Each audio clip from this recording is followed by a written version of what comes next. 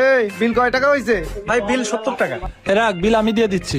আরে না, বিল তুই দিবি কেন? তুই রাখ, বিল আমি দিচ্ছি। বাকি 30 টাকা দেয়া লাগবে না, তুই রাখ। থাক তাইলে, আমি গেলাম। আয়। কামাল, তা তুই এই কাজ করলি কেন? তুই জোর জুলুম করে রিক্সাওয়ালারে ভাড়া কম দিলি, আবার চার দোকানের ওই ছেলেরে এমনি 30 টাকা বেশি দিয়ে আসলি কেন? আরে শোন, আমি একটা নেতা কোথা মানুষ। ছেলেবেলে গুলো আমার সব সম্মান করে।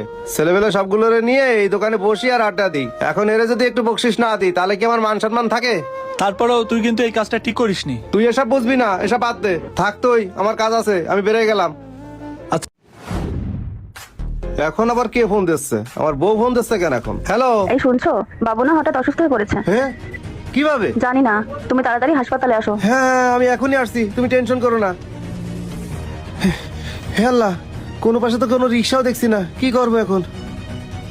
ওই যে একটা রিক্সা আসতেছে। এ ভাই, দাঁড়াও দাঁড়াও। এ ভাই, আমার একটু দয়া করে হসপিটালে নিয়ে চলো না। এই লোকটা তো আমার ভাড়া কম দিয়ে চলে গেছিল। না ভাই, আমি যাব না, আপনি অন্য রিক্সা দেখেন। ও ভাই, আমার ছেলেটা না খুব অসুস্থ, হসপিটালে নিয়ে গেছে। আমাকে একটু হসপিটালে নিয়ে চলো না ভাই। কি আর করব, নিয়ে যাই। আচ্ছা ভাই, ওঠেন। চলেন ভাই তাড়াতাড়ি। ভাই দাঁড়ান দাঁড়ান। ভাই আপনার ভাড়া কত? ভাই ভাড়া 40 টাকা। আচ্ছা ভাই, দিচ্ছি। আরে টাকা কই গেল? টাকা সব বাড়ি রেখে আসলাম নাকি? ও ভাই, আমি তাড়াহুড়া করে আসতে যে ভুল করে টাকা সব বাসায় রেখে চলে আইছি। টাকা বাসায় রেখে আসছেন মানে? তাহলে আমার ভাড়া দেবেন কি করে? ভাই, আমার ছেলেটা তো খুব অসুস্থ, তাড়াহুড়া করে বেরোইছি, আমার একটুকু মনে নাই ভাই। আচ্ছা ভাই, ঠিক আছে, আপনার ভাড়া দেওয়া লাগবে না। কিন্তু আপনি একদিন আমার সাথে কি ব্যবহার করছিলেন আপনার মনে আছে? এই, তুই আমারে চিনিস?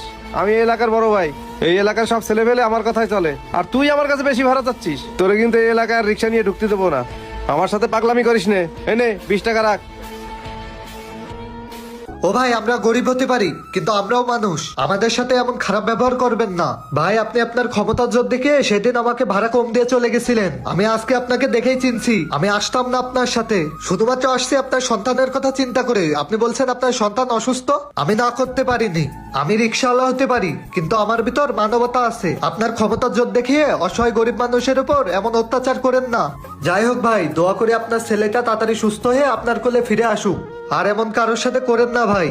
ভাই, আপনার সাথে এরম কাজ করা আমার ঠিক হয়নি, আমারে ক্ষমা করে দিয়েন। আর আমার ছেলের জন্য দোয়া করেন ভাই। আচ্ছা ভাই, আপনি তাড়াতাড়ি আপনার ছেলের কাছে যান। আচ্ছা ভাই, আসি।